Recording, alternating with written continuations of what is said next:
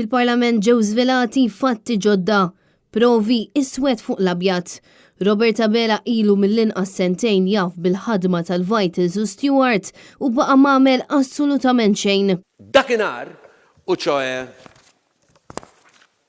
f'Settembru tal-2021 il-Prim Ministru minn barra dak li kienet jintqal fil-medja, minn barra dak li għadna aħna fil-Parlament, minn barra dak illi kien diġà ovvju bil-bosta, għandu ittra minant Stewart Healthcare stess, iffirmata mill-President tagħhom u CEO Armin Ernst, illi qed tgħidlu illi dakin hemm irregolaritajiet jekk mhux u jidher ċar li hemm ukoll il-fraudalenza.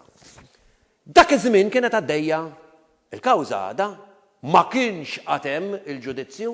Dak iż-żmien il-Prim Ministru Robert Abela kien għadu qed jiddefendi dawn il-kuntratti u baqa' jiddefendi dawn il-kuntratti sa meta ingħatat id-deċiżjoni ftit tal-ġimgħat ilu. Dan żvelaħ id-Deputat Nazzjonalista Adrian Delija l-erba' filgħaxija fil-Parlament kif preżenta aktar provi li jikkonfermaw li Robert Abela ilu jaf bil-frodi fil-kuntratti tal-isptarijiet minn tal-inqas sentejn, iżda baqa' ma għamel xejn.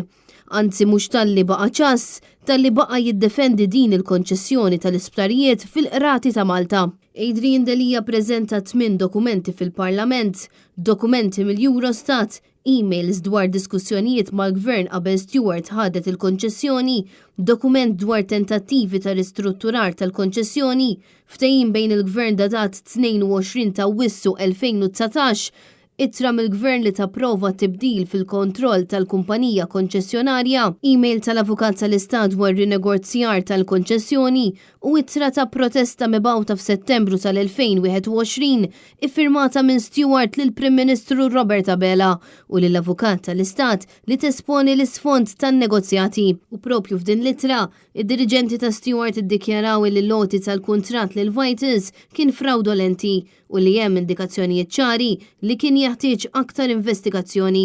Stewart qalu wkoll li hemm proċeduri kriminali fis-seħħ u li saret tfittxija mill-pulizija fl-uffiċini tagħhom. Il-Prim Ministru kien jaf li dawn huma kuntratti ivvizzjati u l-Prim Ministru għażel li mhux ma jagħmel xejn imma jibqa' jiddefendi dawn il-kuntratti ġewwa il-qrati tagħna. U minkejja dan kollu, Robert Abela u sħabu xorta waħda baqgħu ma għamlu xejn. F'8 minuti esebejt 8 dokumenti. Ġewwa l-qorti esebejt 3000 wieħed. Sal-lum ma ħa responsabilta ħadd. Imma din l-istorja mhux se tispiċċaw. Desiree Grek, Net News.